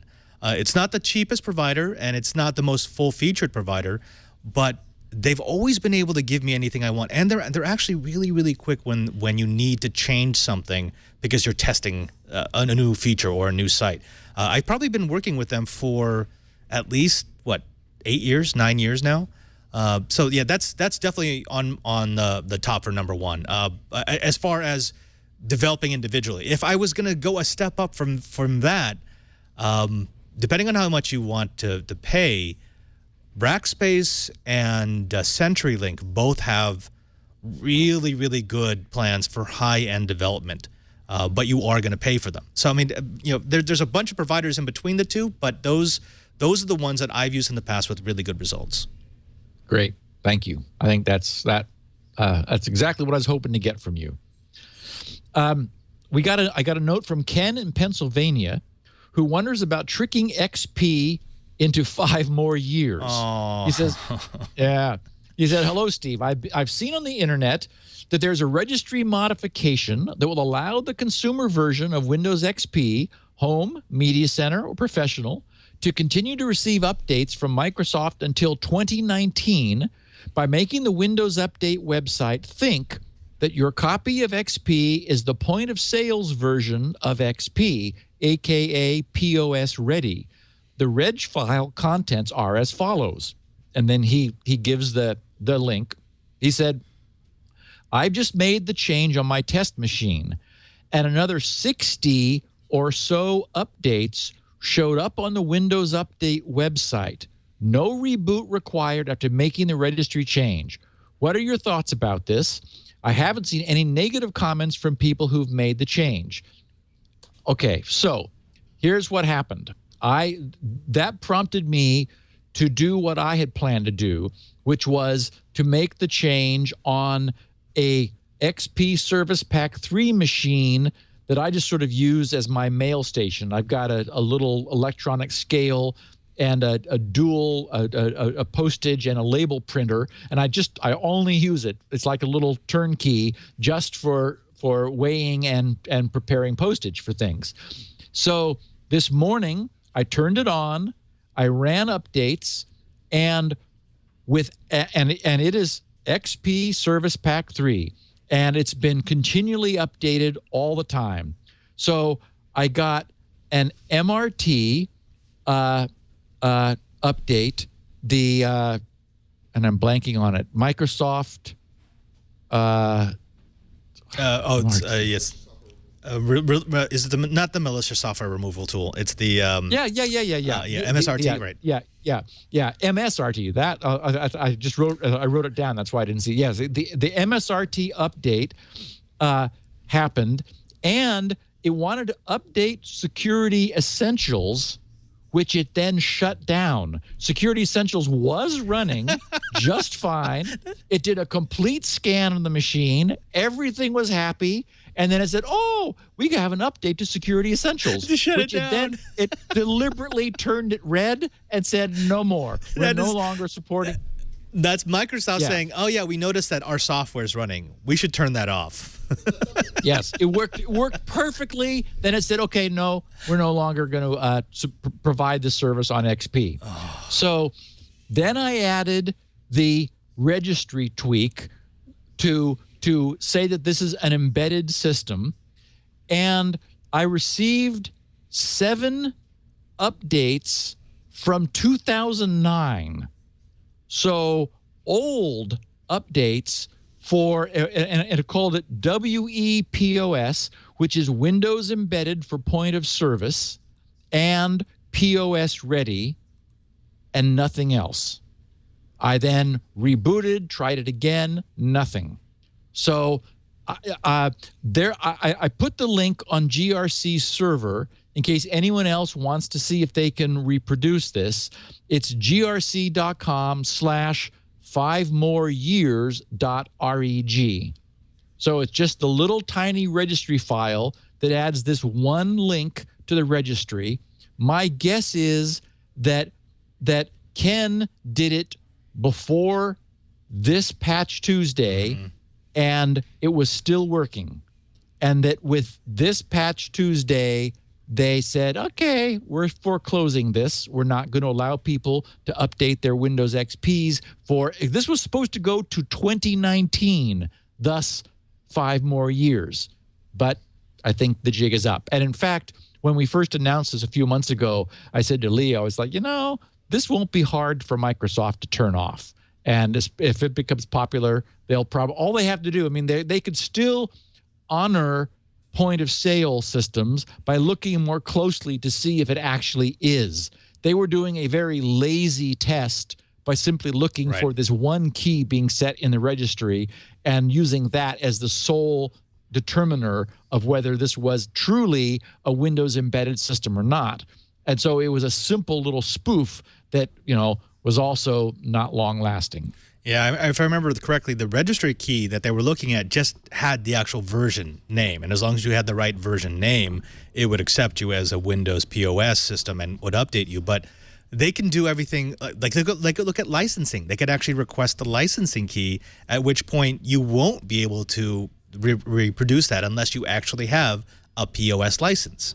Yes. It's trivial for them to look more carefully, and all they had to do was update Windows Update so that it actually would look more carefully at what was going on. Yeah. Oh. So, Ofer Bannery in Chatsworth, California, had a couple questions. In fact, I think he's got 4 questions, so this will be a perfect wrap for. I have 4 questions in one question, so this will be a perfect wrap for this week's Q&A. He said he wanted to talk about the EFF's Open Wi-Fi initiative that we talked about a couple weeks ago, where the EFF is promoting openwifi.org and firmware, which they'll be offering when they announce it. I think it's next month or later this month, because I think now we're in next month.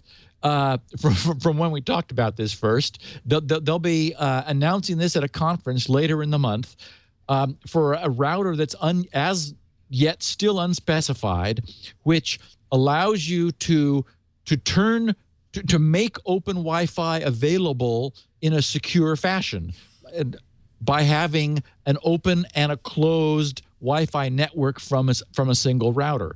So Ofer says, "Hello, Steve. The discussion in this week's Security Now about open Wi-Fi brought up some questions you didn't answer. One of the questions in the Q&A came close, but let's start at the beginning. First, the idea of violating ISP terms of service by knowingly allowing others to use the bandwidth is scary. Have you heard anything from EFF about what they're doing on this front?" Okay, so no. And I agree. That's a problem because, as we know, ISPs often have in their terms of service your implicit and explicit, when you say, yes, I accept these terms of service, statement that this bandwidth is for you and your household only, and that you agree not to be giving the bandwidth that you're getting from them under these terms of service to anyone else, not making it available.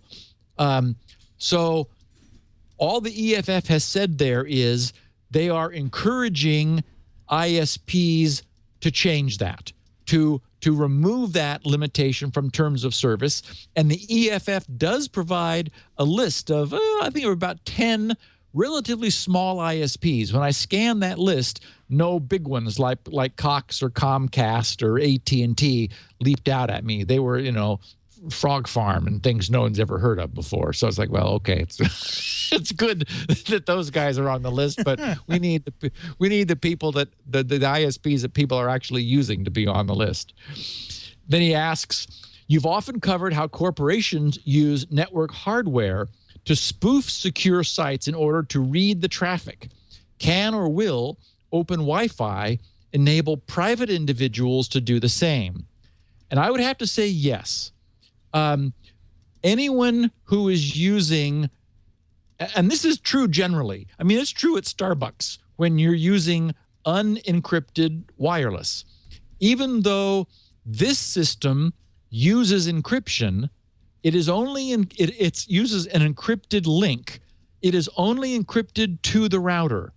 So any users of this open Wi-Fi need to treat it with the same level of caution they would any open Wi-Fi, which is, unless you have a SSL, TLS, HTTPS, secure tunnel connection to servers, then you can't trust it. I mean, it's still, you have to assume that this is going to be open and non-encrypted and subject to sniffing, perhaps by the people who are offering the service. I mean, that's really the danger, is that, whoever is offering this open wireless connection could be watching everyone who uses it. So you absolutely have to treat it under that assumption.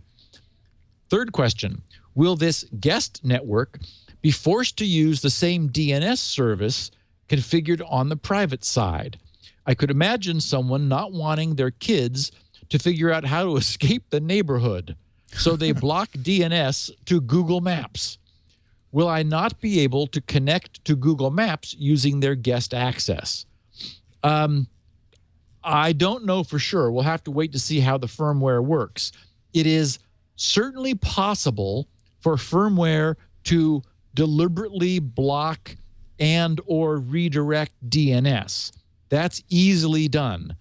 But normally, routers will allow you to configure your own DNS locally and will honor DNS traffic going to servers other than the ones that it's offering through its DHCP service. So I would guess that you could manually override DNS and not be forced to use theirs, but it is possible that they could force otherwise. I would just be surprised if they did, especially coming from the EFF. That is, with firmware coming from the EFF. And lastly, in a crowded environment, such as a large apartment building, he asks, if there's only one open Wi-Fi access point that everyone uses, wouldn't that impact the speed available to everyone connected? I don't suppose hardware designed for home use has much in the way of muscle specification. And this is that was my favorite question, only because I forgot to mention this when we discussed it. One of the cool features for an individual who wants to offer this is that this firmware has a bandwidth limiter built into the open Wi-Fi side. So you are able to partition bandwidth so that the user is able to use the visiting side is able to use bandwidth that you're not using, but you get priority access, and you're able to set a minimum allocation that they are always able to get, but they get any that you're not using, but you have first dibs on the bandwidth. So that's a really slick feature of this firmware that I failed to mention, which I think is clearly important. For example, if you were in an apartment building with this open Wi-Fi router, you wouldn't want the whole building using your bandwidth and starving you of ever being able to get any. So this thing works on a priority basis where the owner of the router gets first access to the bandwidth, and the freeloaders, for lack of a better term, get what's left over. Right. That's decent. That's decent QoS. Well, but I will say that it's very easy for you to go ahead and prioritize the bandwidth for the owner of the router or the access point. However, there is a physics limit here, and that is if you have too much RF in the air at the same time, there is no prioritization over RF energy. So if there are so many clients or so many APs operating at the exact same frequency on the same channel, you will see a degradation. But that's easily fixed as long as you know how to fix Wi-Fi, how to properly configure. Right. Well, and it's interesting, too, because we sort of forget that this is also Ethernet. And Ethernet is about packet collision. And, we're all using Ethernet where packets collide and they back off and retransmit. And, of course, Wi-Fi is using a shared medium, too. In this case, the air is the shared medium. And as you say, if everybody's on channel 11, then packets are going to collide. And we do know the one thing Ethernet does not do well is when you get packet saturation, it fails rather badly. That is, you end up, if two packets collide and then they both back off random amounts, but when they try to retransmit, they collide with either themselves again or other packets, then they back off and try again, and you end up with your utilization really drops at some point. That's the one failing of a shared medium like Ethernet, where it just uses packet collision and random backoff in order to manage contention for a single resource. I think our old networking guys remember the days of repeaters and hubs before switches became cheap. And you'd see the decrease of bandwidth, and it's not a smooth decrease depending on the number of users.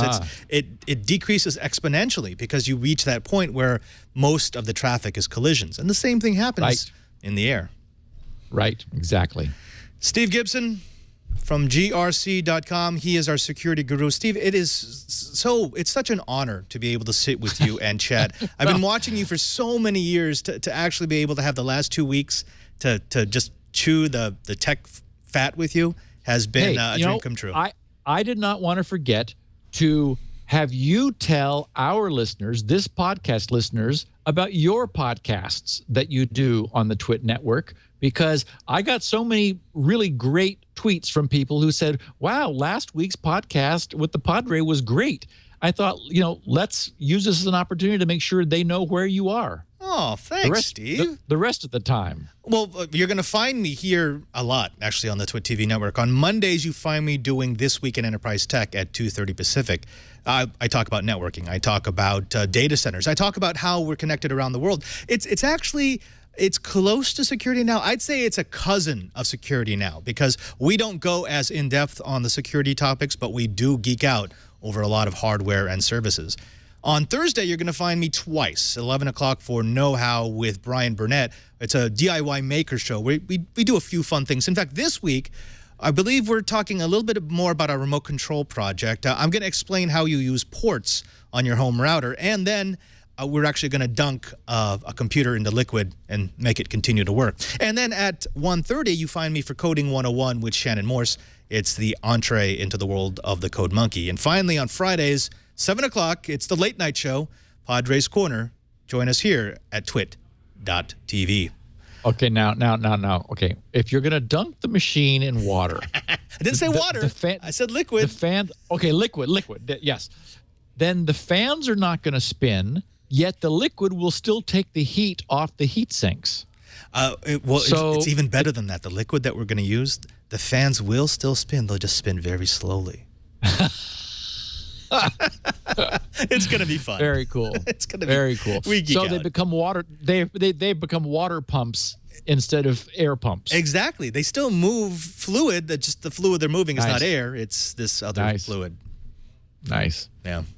But Steve, again, such a pleasure. Steve Gibson. You find him at grc.com. That's the place where you'll find SpinRite, which we talked about I think at length. SpinRite has it's been something that's saved my butt more than a few times. You need to find out if it will save yours. It's the world's greatest maintenance and recovery tool. Also, you'll find Shields Up. That's another one of his tools, which I think I use that on a daily basis as well. You'll also find 16 kilobit versions of this episode, transcripts, and of course, some great information about security and Squirrel, soon to be released, as well as an active forum community discussing everything under the secure sun. If you have a question, you can submit it to grc.com/feedback, and maybe your question will be picked up for one of Security Now's future Q&A episodes. Hopefully a Q&A episode that doesn't have me, so we can actually do some Q&A. Hey, no, Leo and I have often run over like this, and I think our goal here is to provide a good, meaty podcast, and we did that today. So I have no problem with the fact that we didn't get more questions in. We got 2 hours worth of really good tech stuff. So I think everybody will be happy. Thanks so much, Padre. This was great. Oh, thanks, Steve. Now you can also find all of the versions of this podcast at our show page here at twit.tv/SN and wherever fine podcasts are aggregated. You could also use our apps or watch us live at live.twit.tv. We gather here normally with Leo Laporte and Steve, Tuesdays, 1 p.m. Pacific, 4 p.m. Eastern, 2000 UTC. Again, live.twit.tv. And as long as you're watching live, jump into our chat room at irc.twit.tv and you can, talk to Leo and Steve. I'm Father Robert Ballecer in for Leo Laporte. Thanks, Steve, again. We'll see you next week on Security Now. Thanks so much.